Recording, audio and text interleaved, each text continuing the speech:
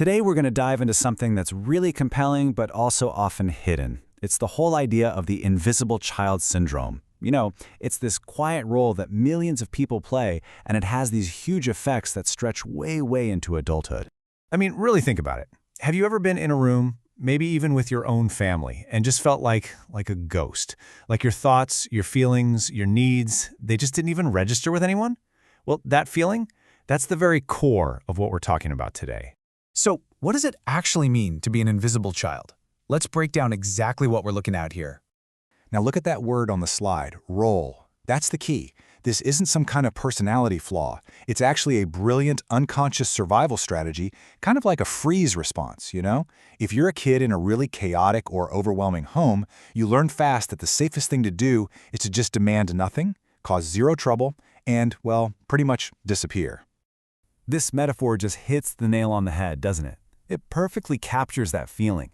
You're there physically, of course, but emotionally, psychologically, you're a phantom. All those needs for attention, for comfort, for someone to just say, I see you, they all go unmet because you've learned it's safer not to even express them. You just end up floating through the background of your own life. So this obviously leads to a really important question. How on earth does this happen? What kind of family dynamics actually create this invisibility? Let's dig into the origins. The causes can be pretty different, but you'll notice they all share a common theme. The parent's focus is always, consistently, somewhere else. If a sibling is really sick, it's natural that all the energy goes to them. Or if the parents are narcissistic or just totally overwhelmed by their own problems, there's literally no emotional bandwidth left for another child. In a home with a lot of fighting, staying quiet is just about self-protection. And sometimes, it's as simple as a child being praised for being the easy one, which just reinforces this idea that their value comes from not having any needs at all. Wow. This quote, it's just heartbreaking because it perfectly lays out the logical conclusion a child comes to. And it's not like it's a conscious choice. It's a deep, deep internal adaptation. If asking for something just leads to frustration or getting dismissed, the simplest solution for a kid's brain is to stop asking, and eventually maybe even stop feeling that need in the first place. And of course, these patterns from childhood don't just magically disappear when you turn 18. Nope, they cast a very long, very complicated shadow into adult life, and they shape everything, from relationships to your career to your entire sense of who you are. And this slide just perfectly shows the painful paradox of being an invisible adult. On the outside, these individuals often look incredibly capable, right? They're the hyper-independent one who never asks for help. They're the ultimate people pleaser, the one who is always smoothing things over. But on the inside, it is a totally different world. A deep chronic loneliness, this nagging feeling of not being good enough, and this constant inability to even know what they truly want because, well, they've spent their whole lives ignoring it. And all that internal conflict, it has very real consequences. In relationships, they can't articulate what they need, which just leads to resentment. At work, they might get passed over for promotions because they don't speak up for themselves.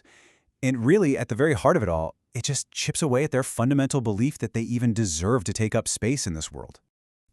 And listen, this is the most important part of our whole conversation today. This is not a life sentence. The pattern can be understood, and it can absolutely be changed. There is a path forward, a way to reclaim your presence and finally become visible. So the journey starts with just acknowledging the role you were kind of forced to play and seeing it not as some personal failing, but for what it was, a survival skill. Step 2, you have to validate your own needs. You have to tell yourself that wanting attention or comfort or help, that was okay then and it's okay now.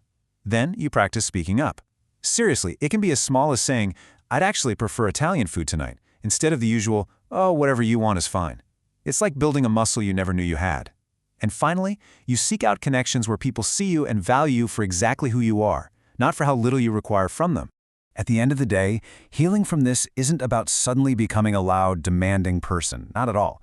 It's about the quiet, but totally revolutionary act of accepting your basic right to exist, to have needs, to have a voice, and to take up your rightful space in the world.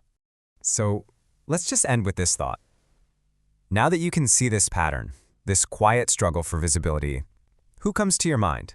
Maybe it's a friend, maybe it's a family member, or maybe it's the child that still lives inside of you.